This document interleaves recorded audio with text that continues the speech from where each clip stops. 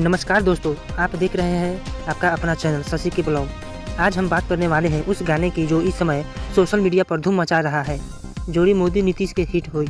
जी हाँ, Bhojpuri music industry में एक बार फिर से पावर स्टार पवन सिंह का जलवा देखने को मिल रहा है कि नई प्रस्तुत जोड़ी मोदी नीतीश के हिट हुई रिलीज होते ही वायरल हो गई है।